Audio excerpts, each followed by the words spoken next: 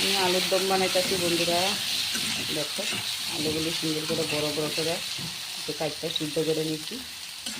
আর এটাতে আমি দিচ্ছি টমেটো, আদা, কাঁচা লঙ্কা পেস্ট করে দিচ্ছি।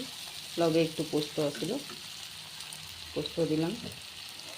আর এদিকে মিশিয়ে আমি এই দেখো মটর সিদ্ধ করে আমার কিন্তু মশলাটা সাতলানো হয়ে গেছে। আর আলুগুলি আমি সুন্দর করে সাতলাই নিয়েছি, কিন্তু লবণ, হলুদ, জিরা গুঁড়া সব কিছু দিয়ে দিলাম। আর এগুলো দিয়ে দিলাম আমার তরকারি দিয়ে আমি আবার একটু সাতলাই নিই সুন্দর করে সাতলাই।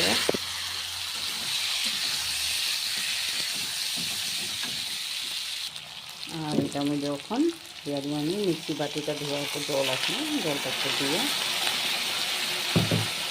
আর ডিমের দমটা আমি একটু কাশ্মীরি রেড চিলি পাউডার দিয়ে সুন্দর করে সাতলাম।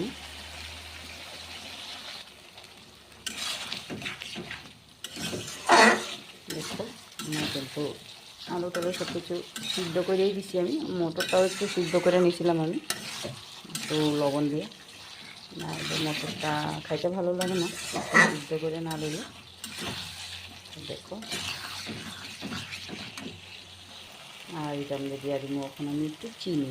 আমার না একটু মিষ্টি মিষ্টি তরকারি খাই খুব বেশি ভালো লাগে, এই কারণে তো চিনি দিয়ে দিলাম। স্বাদটা আবার দুগুণ হয়ে যাবে।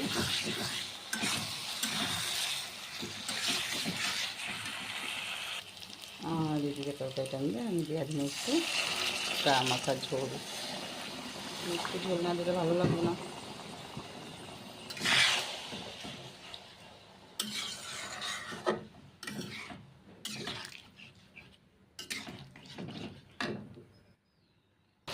আর এখানে দেখো আমার আলুর দমটা এখন টকবক টকবক করতেছে, মানে আমার হয়ে গেছে আলুর দমটা রেডি, রান্না হয়ে গেছে। এখন নামাই ফেলাম আমি। তো বন্ধুরা আমার কিন্তু আলুর দম রান্না কমপ্লিট হয়ে গেল। তো আমার আলুর দমটা রান্নাটা তোমার কাছে কীরকম লাগছে বন্ধুরা, তোমরা কিন্তু কমেন্ট করে জানাইতে একদম ভুলবা না। আর তোমরা ওইভাবে রান্না করে খাইয়ে দেখবা, খুব স্বাদ হয় এরকম করে রান্না করে খাইলে। দেখো কি সুন্দর কালার, খাইতেও সেই হইব। আমার আলুর দম সম্পূর্ণ হলো রান্না।